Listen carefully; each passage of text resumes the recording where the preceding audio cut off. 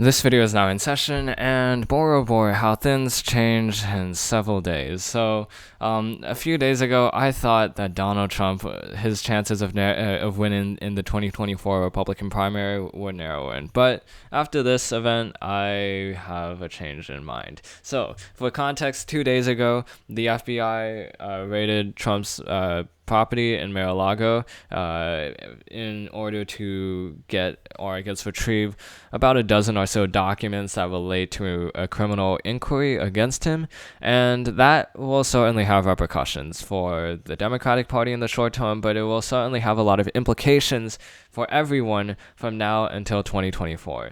And the reason why is because Donald Trump, he is now gonna get back into politics, or I guess back into the media spotlight in some way or another. Donald Trump is a TV guy, and this is a TV moment.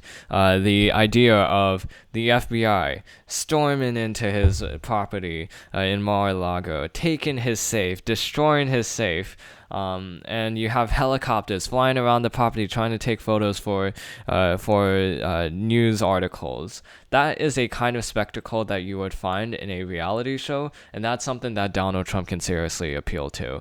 So he is most definitely going to try to take advantage of this by first obviously fundraising, by trying to get Republicans to send more of their money to him, and then it's also going to kind of shape his idea of whether he wants to run in 2024 now or later, because I mean, even though he hasn't officially announced, we're pretty sure that he's gonna run. So it's just a matter of when, not if. So this kind of period, it's probably one of the best periods for Donald Trump personally to announce a run, because you have a lot of attention paid towards him. You have a lot of politicians who could potentially be his opponents rallying around him. I mean, you have Ron DeSantis, who is criticizing the FBI for invading Trump's home, or getting a search warrant to get the dozen documents in Mar-a-Lago.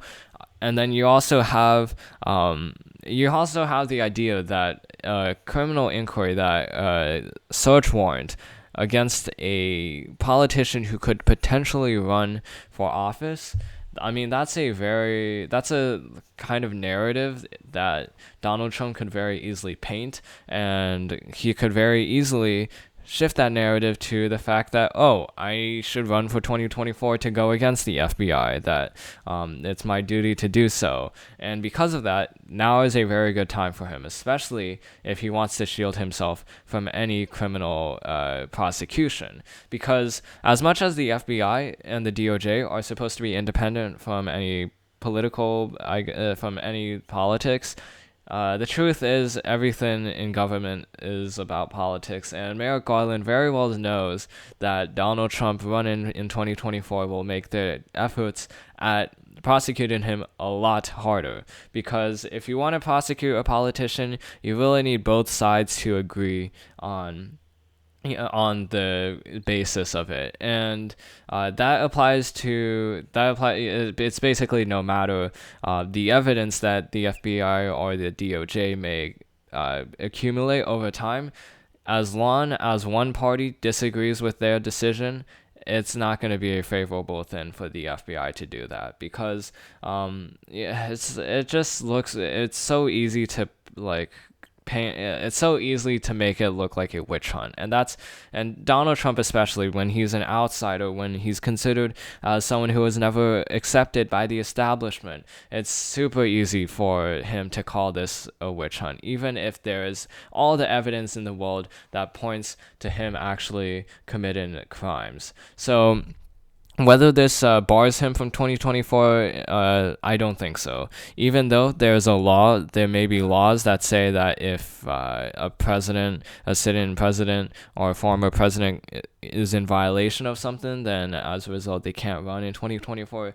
ultimately, I don't think that the Constitution is very dubious as to whether they accept it or not. So it would be up to the Supreme Court, and the Supreme Court would probably try to say that, oh, we don't want to go into this issue so much. So because of that, we're gonna just say that anyone who is age 35 or anyone, if the Constitution doesn't say otherwise, then Trump should be allowed to run in 2024. So, I mean, as much as Democrats may want to bar him from running, it's probably not going to happen. So, what's the effect for 2024? The biggest effect is that Trump would probably announce his run earlier than most other politicians do, because a lot of opponents are rallying around him.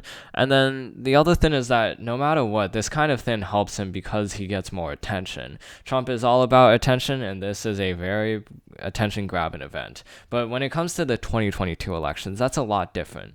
If you look at the Rust Belt for competitive districts like Michigan's 10th, it could certainly help Republican candidates if Trump chooses to run for election before 2022. It would help districts like Wisconsin's 3rd district, because these are all districts that have a lot of people who have been damaged by the establishment, who have been forgotten by the establishment. And that's and this kind of event where you have the idea of an outsider who's trying to defend them suddenly get prosecuted by the FBI and the DOJ and be under a witch hunt, it really appeals to them, that kind of narrative. So for those districts, Trump would certainly be able to rally Republicans to vote in these competitive districts. Michigan's 10th, Wisconsin's 3rd, Pennsylvania's 7th district, Iowa's 3rd district. All of these are the case.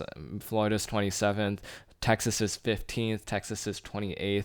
That's the case. But when it comes to suburban districts, when it comes to districts like California's 22nd, 27th, North Carolina's 13th, this will definitely damage Republican nominees in those districts. And the reason why is because for a lot of those districts, they elected Trump in 2016 because they wanted to see if they could change something for the better, if they could bring an outsider. And what they found was that issues rose, divisions rose, and a lot of them were just pissed off and tired at Trump in the 2020 election with the rise of COVID. And because of that, what matters to them is still the kitchen table issues that you find a decade ago, like abortion or gun rights or inflation, I guess, is a new issue. But yeah, inflation, taxes, those issues still matter. And we're not in a period yet like 2015 where everything is normal, where there's no pandemic, where inflation is not at an all-time high. And because of that, most people care about those issues more than they will ever care about Donald Trump, because this time period is just not right for that kind of reality TV magic. So because of that, this kind of if Trump does choose to run in 2024, you'll definitely see him more on the news, and those kinds of voters will definitely be more pissed off. And that means for those districts, it's going to be a lot better for not a ton better for the Democrats, but it will definitely not be a benefit for the Republican nominees in those districts. So that's just something to note for 2022, 2024, and the very short term. So that's the end of this video. Hope you enjoyed it. This video is now adjourned, and I'll see you in the next one.